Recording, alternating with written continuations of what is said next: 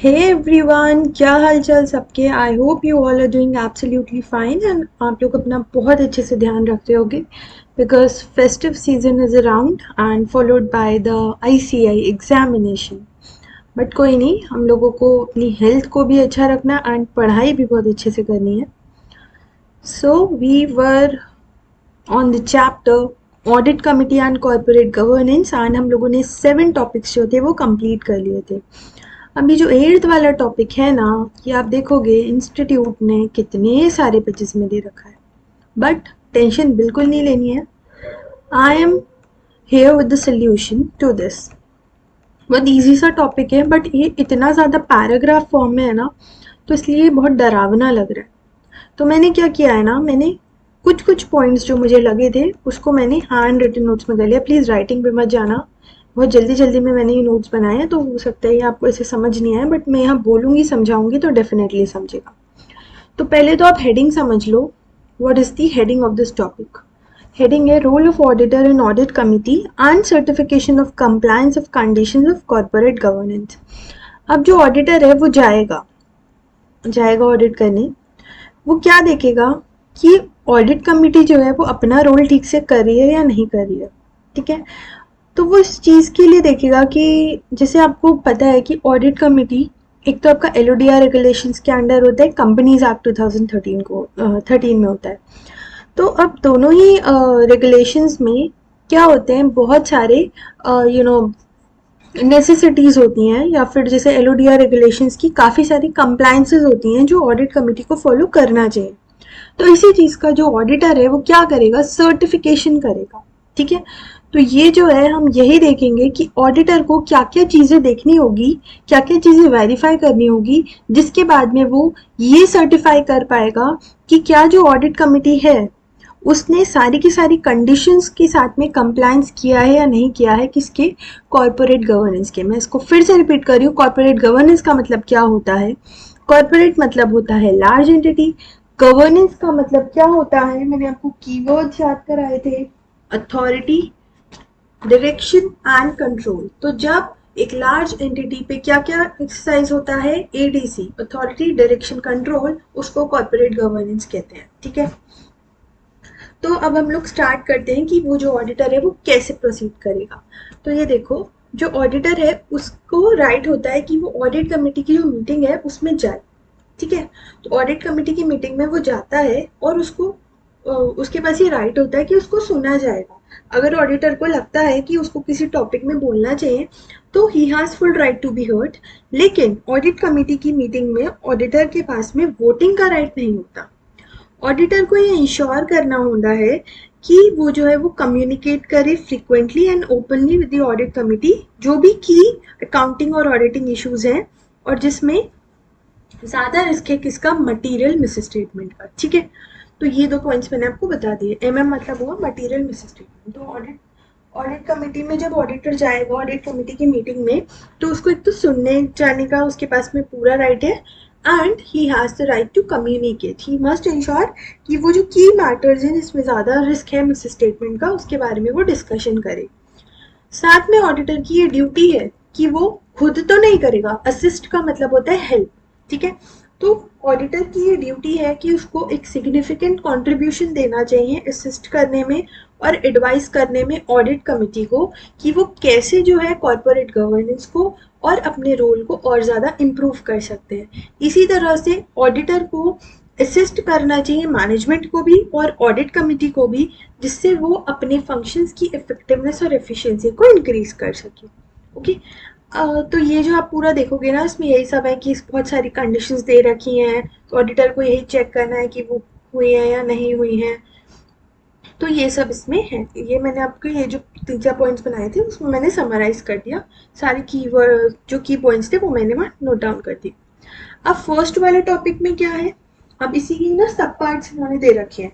तो अभी उन्होंने जनरल बातें बता दी थी, अब वो हेडिंग्स के अंडर बता रहे हैं। तो ऑडिटर की क्या रिस्पॉन्सिबिलिटी है, ऑडिटर की ये रिस्पॉन्सिबिलिटी है कि वो सर्टिफाई करे कि जो जो रिक्वायरमेंट्स थी ना कॉर्पोरेट गवर्नेंस की, उन सारे का कंप्लायंस हुआ है related to verification and certification of factual implementation of requirements of corporate governance जो एलओडीआर में है। ठीक है। और ये वाली जो वेरिफिकेशन और सर्टिफिकेशन है, ये ना तो कोई ऑडिट है, ना ही ये एक्सप्रेशन है, ठीक है। ना ही ये ऑडिट है, ना ही एक्सप्रेशन ऑफ ओपिनियन है। अब एग्जाम में क्या हो सकता है, सिर्फ यही लाइन उठा के वो दे दें कि verification and certification is neither an audit nor an expression of opinion on the financial statements of the company. अब आपको क्या करना पड़ेगा, आपको ये वाला टॉपिक जो है ये एक्सप्लेन करना पड़ेगा, ठीक है। The certificate from the auditor as regards compliance with the requirements of corporate governance is neither an assurance as to future viability nor the efficiency or effectiveness with which management has conducted the affairs of the company। तो ये बोल रहे हैं जो certificate auditor दे रहा है ये कोई एश्योरेंस नहीं है कि कंपनी फ्यूचर में अच्छा करेगी ही करेगी, ना ही ये बता रहा है कि जो मैनेजमेंट है उसने अपने जो काम है उसको बहुत इफेक्टिव और एफिशिएंट तरह से करा है। वो जो सर्टिफिकेट है वो सिर्फ इस बात का है कि जो फैक्चुअल इम्प्लीमेंटेशन है रिक्वायरमेंट्स कॉर्पोरेट गवर्नेंस की एलओडीआर के हिसाब से थी वो ठीक से हुई है या नहीं हुई है। वो जो मैंने बाकी के जो पॉइंट्स बताए थे ये ऑडिटर की रिस्पॉन्सिबिलिटी है कि उसको ऐसा करना चाहिए, उसको कंट्रीब्यूट करना चाहिए असिस्ट करने में और एडवाइस करने में, उसको कंट्रीब्यूट करना चाहिए मैनेजमेंट और ऑडिट कमेटी को ये बताने में कि वो कैसे अपने फंक्शंस को इफेक्टिव और एफिशिएंट कर सकते हैं। हालांकि वो जो सर्टिफिकेट दे रहा है वो इस बात का नहीं दे रहा है कि ऐसा कुछ हो ही गया है, ठीक है। लेकिन हाँ उसको अगर कोई लूपहोल्स लगेंगे सो डेफिनेटली वो उनको असिस्ट जरूर करेगा और उनसे डिस्कस जरूर करेगा, ओके। फिर उसके बाद में जनरल प्रिंसिपल्स क्या होंगे ऑडिट के, तो ऑडिट जो है वो आपको as per standards of auditing करना है और आपको कोड ऑफ एथिक्स के अकॉर्डिंग करना है। और फिर इन्होंने वही रिपीट कर दिया कि आपको ये देखना है कि एलओडीआर की जो रेगुलेशंस है उसका कंप्लायंस हुआ है या नहीं हुआ है। और गाइडेंस नोट्स जो आए थे कॉर्पोरेट गवर्नेंस से रिलेटेड आईसीआई ने जो दिए थे उसके साथ में कंप्लायंस हुआ है या नहीं हुआ है। फिर जो डॉक्यूमेंटेशन ऑडिटर करेगा वो एज पर ऐसे 230 ऑडिट डॉक्यूमेंटेशन करेगा। जो मैनेजमेंट रिप्रेजेंटेशन है वो ऑडिटर को एज पर ऐसे 280 ऐसे 580 लेना होगा रिटर्न रिप्रेजेंटेशन जो है, ठीक है। फिर उसके बाद में है verification regarding composition of board. अब आपको मैंने काफी सारे कॉम्पोजिशन पढ़ाए थे ऑडिट कमेटी वाले, तो वो थे ऑडिट कमेटी के। अब यहाँ पे ऑडिटर क्या देख रहा है, कॉम्पोजिशन बोर्ड का, ठीक है। बोर्ड का कॉम्पोजिशन, यहाँ ऑडिट कमेटी का नहीं है। तो इसके लिए मैंने ये कुछ पॉइंट्स लिखे हैं और ये थोड़े लाइट हुए हैं स्कैन, तो ये मैं जो पढ़ रही हूँ उसको आप नोट कर सकते हो वीडियो पॉज करके। पीडीएफ में शेयर नहीं करूंगी, बहुत ही अनटाइडी सी पीडीएफ है ये, ठीक है। I am sorry for this, मैं इसको बहुत ज़्यादा सजा कर नहीं कर पाई, बट आई होप कि आपको इसे समझ आ रहा होगा, वरना मैं बोलूँगी तो आपको समझ आएगा, ठीक है। अब ये जो मैंने पॉइंट्स लिखे हैं ना ये ऑडिटर को वेरीफाई करने होंगे। तो उसको वेरीफाई ये करना होगा कि जो टोटल डायरेक्टर्स हैं उसमें ऐसा नहीं है कि सारे के सारे सिर्फ एग्जीक्यूटिव डायरेक्टर ही है और ऐसा भी नहीं है कि सारे के सारे सिर्फ नॉन एग्जीक्यूटिव डायरेक्टर ही। नॉन एग्जीक्यूटिव डायरेक्टर का एक पूरा टॉपिक अभी मैं आपको पढ़ाऊंगी, so do not worry. Executive director और नॉन एग्जीक्यूटिव डायरेक्टर दोनों मिलके क्या बनाते हैं, टोटल डायरेक्टर, ठीक है। अब इसमें एक कंडीशन इन्होंने ये दी है एंड एज एन ऑडिटर आपको ये सारी कंडीशंस देखनी होगी, ठीक है। तो आपको ये देखना होगा कि कम से कम 50%, कम से कम 50% क्या है, 50% composition is of non executive directors, okay. उसके बाद में जो आपको नेक्स्ट कंडीशन देखनी है that is you have to see कि वहां पे कोई महिला डायरेक्टर है या नहीं है, विमेन डायरेक्टर है या नहीं है, ठीक है। तो वुमन डायरेक्टर है या नहीं है ये आपको देखना है। अब ये आता है पॉइंट जो आपको कर सकता है परेशान इन योर एमसीक्यूज। क्या पॉइंट है, टॉप 1000 लिस्टेड कंपनीज में इन्होंने ये कंडीशन दी है कि वहाँ वुमन डायरेक्टर तो होना ही होना चाहिए, लेकिन वो वुमन डायरेक्टर भी कैसी होनी चाहिए, एटलीस्ट एक इंडिपेंडेंट वुमन डायरेक्टर होनी चाहिए, ठीक है। एक वुमन डायरेक्टर तो है ही है, वो तो सारी ही कंपनीज पे है, लेकिन अगर वो टॉप 1000 लिस्टेड कंपनीज की है ना बोर्ड ऑफ डायरेक्टर, तो उसमें एक जो है इंडिपेंडेंट होनी चाहिए वो वुमन डायरेक्टर। ये वाली वुमन डायरेक्टर डिपेंडेंट नहीं होनी चाहिए, ठीक है। और ये जो टॉप 500, 1000, 2000 ऐसे लिस्टेड कंपनी जो टॉप वाली होती है ये as per their market capitalisation होती है, ठीक है। फिर उसके बाद में जो डायरेक्टर की मैक्सिमम एज होती है वो क्या होती है, 75 ईयर्स होती है। दैट मीन्स अगर वो 75 ईयर्स को टच कर जाता है उसके बाद वो डायरेक्टर बन सकता है, बट कुछ कंडीशंस है उसमें। अब वो कंडीशंस क्या है, एक तो एसआर पास होना चाहिए और एक एक्सप्लेनेटरी स्टेटमेंट चाहिए जस्टिफिकेशन के लिए। तो अगर कोई भी पर्सन जो है वो 75 ईयर्स से ज़्यादा है तो आपको ये चेक करना है कि क्या एसआर पास हुआ था और एक्सप्लेनेटरी स्टेटमेंट लिया है या नहीं लिया है, ठीक है। फिर उसके बाद में आता है maximum number of directors including alternate directorship that can be held any point of time. अब सपोज कंपनी में मिस्टर ए जो है वो एक कंपनी में डायरेक्टर है, ठीक है। अब वो कंपनी एबीसी में डायरेक्टर है, मिस्टर ए डायरेक्टर है। अब वो और कितनी कंपनीज में हो सकता है एज अ डायरेक्टर, तो वो ना तो डायरेक्टर होना चाहिए ना ही इनडायरेक्टर होना चाहिए, कम से कम वो 7 लिस्टेड कंपनीज तक तो रह सकता है। बट लिस्टेड कंपनी में इन्होंने ये दिया है कि 7 लिस्टेड कंपनी से ज़्यादा, ठीक है, not more then 7 listed entity. वो एक बार में सिर्फ 7 लिस्टेड एंटिटीज का डायरेक्टर इंडिपेंडेंट डायरेक्टर हो सकता है, उससे ज़्यादा नहीं। लेकिन इसमें भी इन्होंने कंडीशन दे दी है, अगर वो एक होल टाइम डायरेक्टर या मैनेजिंग डायरेक्टर ऑलरेडी है किसी लिस्टेड एंटिटी में तो फिर उसको ये 7 वाली लिमिट नहीं मिलेगी। तो फिर वो या तो एज अ डायरेक्टर या फिर एज अ इंडिपेंडेंट डायरेक्टर सिर्फ 3 ही लिस्टेड और कंपनीज में हो सकता है, उससे ज़्यादा में नहीं, ठीक है। तो अगर वो होल टाइम डायरेक्टर या मैनेजिंग डायरेक्टर है तो more than not more than 3 listed entities, and if वो नहीं है W T D M D तो 7, ठीक है। ये वाले जो पॉइंट्स है ना, these are very very important for MCQ, इसलिए you can not skip it. उसके बाद में हम आ जाते हैं चेयरपर्सन कैसा होना चाहिए बोर्ड का। चेयरपर्सन कैसा होना चाहिए, तो जो चेयरपर्सन है वो अगर नॉन एग्जीक्यूटिव डायरेक्टर है तो वहां पर आपको इसमें ना ये वाला जो पॉइंट है ना, इसमें ये है कि कितने इंडिपेंडेंट डायरेक्टर होने चाहिए, कितने आईडी आपको रिक्वायर्ड है। तो इसमें इन्होंने ये कंडीशंस दी हैं, अगर जो चेयरपर्सन है वो अगर नॉन एग्जीक्यूटिव डायरेक्टर है तो आप 1/3 जो बोर्ड है उससे काम चल जाएगा। 1/3 बोर्ड जो है वो आईडी होना चाहिए, आईडी मतलब इंडिपेंडेंट डायरेक्टर। लेकिन अगर जो चेयरपर्सन है वो नॉन एग्जीक्यूटिव डायरेक्टर नहीं है, वो एग्जीक्यूटिव डायरेक्टर है, तो फिर उस केस में half of the board should be ID मतलब इंडिपेंडेंट डायरेक्टर। अब ऐसा इसलिए है क्योंकि कहीं ना कहीं executive director they are basically involve in the functioning and the basic decision making. तो वहां पे there are high chances that there can be biasness. तो इस बायसनेस को कम करने के लिए ना यहाँ पे आईडी को ज्यादा करा हुआ है, ठीक है। आईडी को ज्यादा कैसे करा हुआ है, 1/3 जो है वो कम हुआ। मैं एक एग्जाम्पल लेती हूँ, सपोज टोटल डायरेक्टर्स कितने हैं, टोटल डायरेक्टर सपोज 7 है, ठीक है। चलो 6 ले लेती हूँ अपने कैलकुलेशन को इजी करने के लिए। 6 डायरेक्टर हैं टोटल, तो 6 में अगर जो चेयरपर्सन है वो नॉन एग्जीक्यूटिव डायरेक्टर है तो हमें कितने रिक्वायरमेंट है, तो हमें सिर्फ 2 इंडिपेंडेंट डायरेक्टर हो तो भी चलेगा। लेकिन अगर जो चेयरपर्सन है वो नॉन एग्जीक्यूटिव डायरेक्टर नहीं है तो उस केस में फिर हमें कितने चाहिए, कम से कम 3 चाहिए। 6 का हाफ 3 होता है और 6 का 1/3 2 होता है, तो उस केस में फिर हमें 3 चाहिए, ठीक है। और एक कंडीशन और है कि अगर जो रेगुलर नॉन एग्जीक्यूटिव डायरेक्टर है ना, नॉन एग्जीक्यूटिव डायरेक्टर तो है चेयरपर्सन, लेकिन वो अगर प्रमोटर है या तो किसी लिस्टेड एंटिटी का या रिलेटेड है टू प्रमोटर, या फिर वो ऑक्यूपाई करता है management position at board level या फिर बोर्ड से नीचे वाले लेवल पे। क्या क्या कंडीशन बताई मैंने, या तो वो प्रमोटर है या रिलेटेड टू प्रमोटर है या वो ऑक्यूपाई करता है मैनेजमेंट की position at the board level या फिर उससे नीचे वाली लेवल। उस केस में भी भले ही वो नॉन एग्जीक्यूटिव डायरेक्टर है लेकिन वो यहाँ पे अब फिर से आप देखो वो कंपनी का पार्ट बन रहा है ना, इसलिए यहाँ पे फिर से हमने ज्यादा बना दिए इंडिपेंडेंट डायरेक्टर, ओके। और ये जो 1/3 और हाफ है ना, ये राउंडेड ऑफ है। जैसे मैं यहाँ 7 ले रही थी तो 7 का हाफ कितना हुआ 3.5, तो 3.5 की जगह हम 4 मानेंगे तो ये राउंड ऑफ हो जाएगा, ओके। और फिर ऑडिटर को ये देखना है कि मिनट्स क्या है बोर्ड मीटिंग की।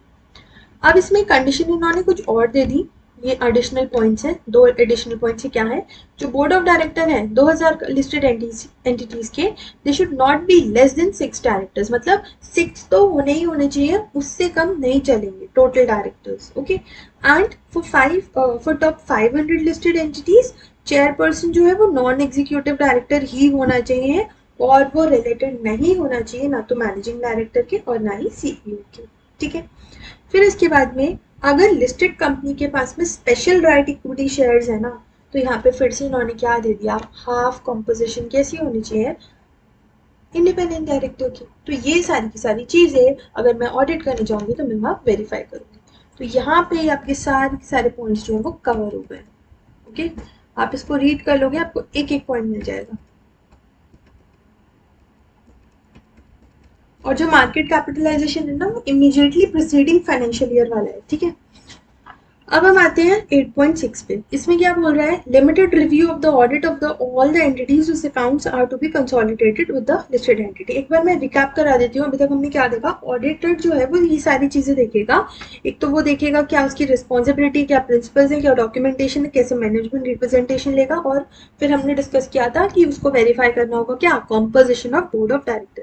अब यहाँ पे क्या है, यहाँ पे limited review of the audit of all the entities और accounts are to be consolidated with the listed entity. मतलब उन वाली एंटिटीज के अकाउंट्स का भी वो रिव्यू करेगा जो मर्ज होने वाले हैं लिस्टेड एंटिटी में। ठीक है, तो ये स्टैट्यूटरी ऑडिटर है, उसको एक लिमिटेड रिव्यू करना होगा कि वो एज पर एएस और इंडियस है या नहीं है। ठीक है, तो इसमें यही है कि वो एज पर एएस है, एएस और इंडियस के हैं या नहीं है, और सारी गाइडलाइंस जो सेबी ने इस मैटर में इशू करी है वो मैटर्स जो है वो उसमें फुलफिल हुए हैं उन एंटिटीज के अकाउंट्स में या नहीं। तो ये सारी चीजें जो है वो देखेगा ऑडिटर उन एंटिटीज की जिनके जो अकाउंट्स हैं वो लिस्टेड एंटिटी में मर्ज होने वाले हैं। अब हम आते हैं नॉन एग्जीक्यूटिव डायरेक्टर पे कि नॉन एग्जीक्यूटिव डायरेक्टर कौन होता है। तो नॉन एग्जीक्यूटिव डायरेक्टर ना एक इंडिपेंडेंट डायरेक्टर ही होता है, और ये नॉमिनी डायरेक्टर नहीं होता, नॉमिनी डायरेक्टर से अलग होता है। ठीक है, सो independent director means a non executive director other than a nominee director of the listed entity. ठीक है, अब इसमें फिर कुछ और बातें हैं। वो बातें क्या है कि वो इंटीग्रिटी और पोजेस के पास में रेलिवेंट एक्सपर्टीज और एक्सपीरियंस होना चाहिए, ऑनेस्ट होना चाहिए मतलब, और एक्सपर्ट होना चाहिए। फिर वो प्रमोटर नहीं होना चाहिए लिस्टेड एंटिटी का, और जब जब मैं लिस्टेड एंटिटी बोलूंगी, जब जब मैं लिस्टेड एंटिटी बोलूंगी उसके साथ में उसका HSA और जैस सब आ जाएगा। ठीक है, मतलब उसका होल्डिंग, उसका होल्डिंग सब्सिडरी एसोसिएट सब आ जाएगा उसमें। ठीक है, तो वो ना तो प्रमोटर है लिस्टेड एंटिटी का, और वो मेंबर भी नहीं है किसी भी प्रमोटर ग्रुप का, एंड वो रिलेटेड भी नहीं है किसी प्रमोटर से या डायरेक्टर से उस लिस्टेड एंटिटी के। और मैंने बताया कि जहाँ लिस्टेड एंटिटी बोलूंगी उसके साथ में उसके होल्डिंग मतलब पापा, सब्सिडरी मतलब बेबी, और एसोसिएट मतलब उसकी स्पाउस। ठीक है, होल्डिंग समझ जाओ यार। ठीक है, होल्डिंग सब्सिडरी एसोसिएट तो मैंने इसलिए बोल दिया जिससे जिसको पता ना हो उसको पता हो जाए। होल्डिंग कौन, उसके पापा, सब्सिडरी उसका बेबी, और एसोसिएट उसकी या उसका स्पाउस। ओके, फिर इसके बाद में उस वाले डायरेक्टर को, उस वाले डायरेक्टर को डायरेक्टर रेम्यूनरेशन के अलावा उसकी कोई भी पिक्यूनरी रिलेशनशिप नहीं होनी चाहिए लिस्टेड एंटिटी के साथ में, ना ही लिस्टेड एंटिटी के प्रमोटर और डायरेक्टर के साथ में during the two immediately preceding financial year और करंट ईयर में भी। ठीक है, मतलब टोटल 3 साल। तो पिक्यूनरी का मतलब क्या होता है, मॉनेटरी। ठीक है, फिर इन्होंने सिर्फ उस डायरेक्टर को ही नहीं छोड़ा, उन्होंने उसके रिलेटिव को भी पकड़ लिया कि ना ही उसका कोई रिलेटिव का पिक्यूनरी रिलेशनशिप होना चाहिए, ना तो लिस्टेड एंटिटी के साथ, ना ही उसके प्रमोटर के साथ, ना ही उसके डायरेक्टर के साथ में। तो मैम क्या रिलेटिव का 1% का नहीं होना चाहिए जो रिलेशन है? नहीं, इन्होंने बोला है हो सकता है but it should not amount to. अब नॉट अमाउंट टू में इन्होंने घुमा दी है ये लैंग्वेज, आप पढ़ोगे तो घूम जाओगे, इसलिए मैं इसको ना आपको 3 पॉइंट्स में स्प्लिट करके बताती हूँ। तो इतनी तक की रिलेशन जो है वो नहीं होनी चाहिए अमाउंटिंग टू। ठीक है, अब वो क्या है अमाउंटिंग टू में, 2%, 2% और मोर of the gross turnover, then your total income and 50 lakh rupees. इन तीनों में से जो भी क्या होगा, लोअर।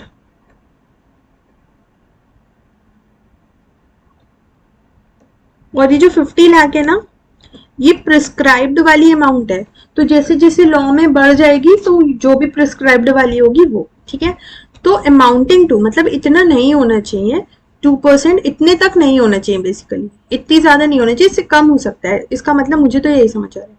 सो 2% और more of its gross total turnover, then total income या 50 लाख, और हायर ये जो है ये 50 लाख के लिए, इन तीनों में से जो लोअर होगा। ठीक है, अब इसमें भी करंट ईयर लिया और उससे पहले के 2 साल लिए।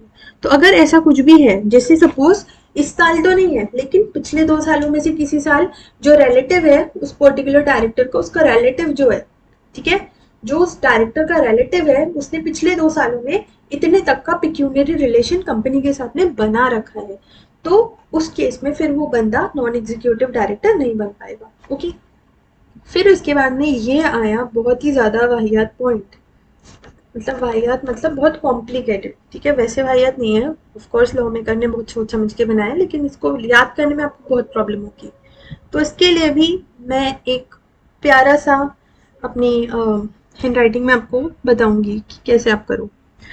तो इसमें है ना तो वो खुद और ना ही उसका रिलेटिव, ठीक है। अभी तक हम लोगों ने अलग अलग बात करी थी, अब हम कर रहे हैं उसकी और उसके रिलेटिव की दोनों की बातें।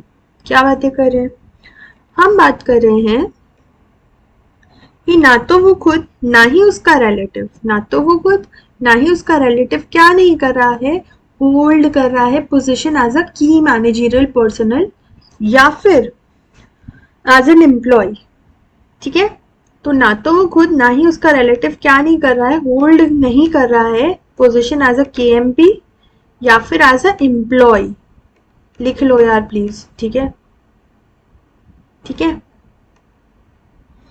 किस में नहीं कर रहा? लिस्टेड एंटिटी में, और अगेन लिस्टेड एंटिटी के साथ कौन आ जाएंगे उसके? एचएसए, ठीक है। अब ये कितने सालों के लिए है? ये है पिछले 3 साल, इमीडिएटली प्रिसीडिंग फाइनेंशियल ईयर्स है ये, ठीक है। करंट ईयर का इन्होंने यहाँ कुछ नहीं दिया है, इन्होंने 3 years immediately preceding the financial year दिया है। Okay, okay. फिर उसके बाद में इन्होंने दूसरी जो कंडीशन दी है वो ये दी है कि ना तो वो खुद ना ही उसका रिलेटिव, ना तो वो खुद ना ही उसका रिलेटिव क्या नहीं रहा है, एम्प्लॉय नहीं रहा है, पार्टनर नहीं रहा है, या फिर प्रोप्राइटर नहीं रहा है। किसमें नहीं रहा है? फिर से इसमें वही है, 3 immediately preceding financial year, current year नहीं बोल रहे हैं आप, 3 इमीडिएटली प्रिसीडिंग फाइनेंशियल ईयर, ठीक है। तो किस किस में एम्प्लॉय, पार्टनर या प्रोप्राइटर नहीं रहा है? तो कोई ऐसी फर्म, अब यहाँ पे ना फर्म्स की 4 बाइफर्केशन है, कोई ऐसी फर्म जिसमें वो अपॉइंट होने वाला था,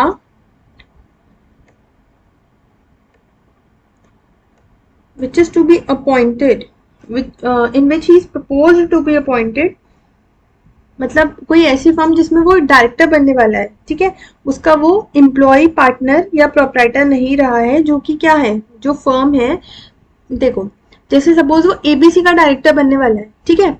अब एबीसी का जो डायरेक्टर बनने वाला है, तो इस वाली फर्म की बात हो रही है, कोई ऐसी फर्म जिसमें वो डायरेक्टर बनने वाला है, उस फर्म की, ठीक है, उस फर्म के जो फर्म ऑफ ऑडिटर है, मतलब सपोज एबीसी फर्म है जिस फर्म का वो डायरेक्टर बनना चाहता है, और डीईएफ क्या है, ऑडिटर वाली फर्म है जो उसका ऑडिट करने आएंगे, ठीक है। अब अगर वो बंदा इस वाली फर्म का जो ऑडिट करने आएंगे उस फर्म में, उसी का ही अगर एम्प्लॉय, पार्टनर या प्रोप्राइटर रहा होगा, तो वो क्या खा को ऑडिट करेगा, राइट। तो ये है कि जो फर्म एज एन ऑडिटर बन के आने वाली है, जिस फर्म में उसको डायरेक्टर बनना है, मैं इसको रिपीट कर रही हूँ कि जैसे सपोज मैं खुद को ले रही हूँ, ठीक है, अब मेरी क्या है, मैं डायरेक्टर बनना चाहती हूँ एबीसी में, ठीक है, लेकिन मैं क्या हूँ, मेरी फर्म है डीईएफ, ठीक है, या फिर मैं डीईएफ क्यों लूँ, मैं सौम्या, ठीक है, मेरी फर्म है सौम्या लिमिटेड, तो नहीं, सौम्या एंड एलएलपी, ठीक है, मेरी चार्टर्ड अकाउंटेंट फर्म है, और मैं जाना चाहती हूँ एबीसी में डायरेक्टर बनने। लेकिन जो मैं हूँ, मैं क्या हूँ, प्रोप्राइटर हूँ, और मैंने क्या करा है, मैं पिछले सालों में, ठीक है, मैं पिछले साल जो थी मैं इसकी ऑडिटर थी, और अब मैं इसका क्या बनना चाहती हूँ, मैं अब इसकी क्या बनना चाहती हूँ, डायरेक्टर बनना चाहती हूँ। तो मैं क्या नॉन एग्जीक्यूटिव डायरेक्टर बन सकती हूँ? नहीं बन सकती, ठीक है। सो इसमें क्या है, देखो यार मैं भी कंफ्यूज हो गई, मैं फिर से बताती हूँ आपको। कोई ऐसी फर्म का वो एम्प्लॉय, पार्टनर या प्रोप्राइटर नहीं हो सकता है जिसमें वो डायरेक्टर बनने वाला है, which is to be appointed as a firm of auditor, CS या कॉस्ट ऑडिटर, ठीक है। फिर उसके बाद में लीगल या कंसल्टिंग फर्म, यहां से पढ़ाती हूँ, अ फर्म ऑफ ऑडिटर और कंपनी सेक्रेटरी इन प्रैक्टिस,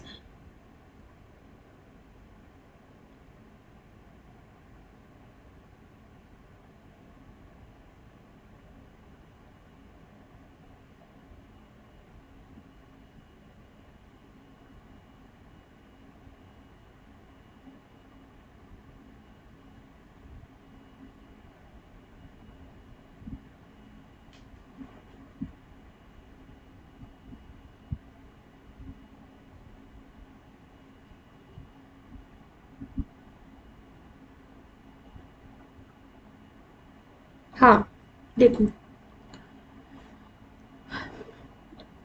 वो कोई भी ऐसी फर्म में एम्प्लॉय, प्रोप्राइटर या पार्टनर नहीं रहा है किसी भी 3 पिछले सालों में प्रीसीडिंग द फाइनेंशियल ईयर जिसमें वो अपॉइंट होने वाला है, ठीक है। अब वो किस किस में एम्प्लॉय, पार्टनर या प्रोप्राइटर नहीं होना चाहिए? कोई फर्म जो कि ऑडिटर है, ठीक है, और फर्म जो कि ऑडिटर की फर्म है या कंपनी सेक्रेटरी इन प्रैक्टिस की फर्म है या कॉस्ट ऑडिटर की फर्म है लिस्टेड एंटिटी की। तो हमारे केस में लिस्टेड एंटिटी क्या थी? एबीसी थी, ठीक है। और हमारे केस में जो सीए की फर्म थी वो क्या थी? वो थी डीईएफ। तो अगर जो बंदा है जो डायरेक्टर बन के आना चाहता है एबीसी में, वो अगर डीईएफ की फर्म में क्या रहा होगा? एम्प्लॉय, पार्टनर या प्रोपराइटर रहा होगा पिछले किसी 3 साल में, तो उस केस में बहुत दिक्कत हो जाएगी, इसलिए वो वहां का एनईडी नहीं हो सकता, ठीक है। इसी तरह से अगर वो जो बंदा एनईडी बन के आना चाहता है वो किसी भी लीगल या कंसल्टिंग फर्म में एम्प्लॉय, पार्टनर या प्रोपराइटर रहा होगा जिसका कोई भी ट्रांजेक्शन हुआ था लिस्टेड एंटिटी के साथ में, और लिस्टेड एंटिटी के या फिर एचएसए, मैंने बताया कि जहाँ लिस्टेड एंटिटी आएगा वो उसका एचएसए भी आ जाएगा, ठीक है। तो उस केस में भी he can not be held as a non executive director. फिर उसके बाद में अगर उसने खुद या उसके रिलेटिव ने मिल करके 2% से ज्यादा वोटिंग पावर ले रखी है उस लिस्टेड एंटिटी में किसी भी 3 पिछले सालों में, तो भी he can not be appointed as a non executive director. Fourth वाली कंडीशन है, ना तो वो खुद ना ही उसका रिलेटिव चीफ एग्जीक्यूटिव या डायरेक्टर होना चाहिए किसी भी एनपीओ का। कैसी एनपीओ हो? जो कि 25% से ज्यादा रिसीट्स उस लिस्टेड एंटिटी से आती है जिसकी, जैसे सपोज कोई एनपीओ है, ठीक है। अब उसकी 25% से ज्यादा रिसीट्स किससे आ रही है? एबीसी से आ रही है अगर, तो वो उसी एनपीओ का सीईओ या डायरेक्टर रहा है, तो वो फिर नॉन एग्जीक्यूटिव डायरेक्टर नहीं बन सकता है, ठीक है। उसके बाद में अगर वो कोई मटेरियल सप्लायर या सर्विस प्रोवाइडर का एम्प्लॉय, पार्टनर या प्रोपराइटर रहा है, या कस्टमर या लेसर या लेसी रहा है उस लिस्टेड एंटिटी का, ठीक है। मतलब इज अ मटेरियल सप्लायर, या तो वो मटेरियल सप्लायर है या सर्विस प्रोवाइडर है या कस्टमर है या लेसर है या लेसी है उस लिस्टेड एंटिटी का। लिस्टेड एंटिटी का क्या केस हो गया? एबीसी, ठीक है। तो भी वो नहीं बन सकता आपका नॉन एग्जीक्यूटिव डायरेक्टर, ठीक है। मैं भी थोड़ा सा देखो कंफ्यूज हो गई, एक बार मैं इसको ना दोबारा से समराइज कर देती हूँ। देखो, ना तो वो खुद ना ही उसका रिलेटिव क्या नहीं हो सकता? केएमपी हेल्ड नहीं कर सकता है और एम्प्लॉय नहीं हो सकता है, ना तो उस एंटिटी में और ना ही उसके एचएसए में, ठीक है। फिर उसके बाद में इन्होंने बोला ना तो वो खुद ना ही उसका रिलेटिव क्या नहीं होना चाहिए? एम्प्लॉय, पार्टनर या प्रोपराइटर नहीं होना चाहिए। अब वो किस किस में एम्प्लॉय, पार्टनर नहीं होना चाहिए? 3 पिछले सालों में नहीं होना चाहिए। अब वो किस किस में एम्प्लॉय, पार्टनर की पोजीशन हेल्ड नहीं कर सकता? जो उस लिस्टेड एंटिटी की चार्टेड अकाउंटेंट की फर्म है, जो उस लिस्टेड एंटिटी के साथ में जिसने लीगल या कंसल्टिंग फर्म जो है जिसका ट्रांजेक्शन हुआ है, ठीक है। फिर उसके बाद में वो मिलकर या उसका रिलेटिव मिलकर दोनों 2% से ज्यादा टोटल वोटिंग पावर हेल्ड नहीं करने चाहिए पिछले किसी भी 3 सालों में उस एंटिटी में जिसका वो डायरेक्टर बनना चाहते हैं। फिर वो सीईओ या डायरेक्टर नहीं होना चाहिए एक ऐसी नॉन प्रॉफिट ऑर्गेनाइजेशन का जिसका 25% या उससे ज्यादा रिसीट उस एंटिटी से है जिसमें आप डायरेक्टर बनना चाहते हो। और साथ ही में वो जो है मटेरियल सप्लायर में आप एम्प्लॉय, पार्टनर या प्रोपराइटर नहीं हो, जो मटेरियल सप्लायर या सर्विस प्रोवाइडर या कस्टमर या लेसर या लेसी उस लिस्टेड एंटिटी का है, तो उसमें आप कभी भी एम्प्लॉय, पार्टनर या प्रोपराइटर नहीं रहे हो इमीडिएटली 3 प्रीसीडिंग फाइनेंशियल ईयर्स में, ठीक है। ये थोड़ा सा कंफ्यूजिंग था इसलिए मेरे को थोड़ा टाइम लग गया, बट आई होप कि आपको क्लियर हो गया होगा।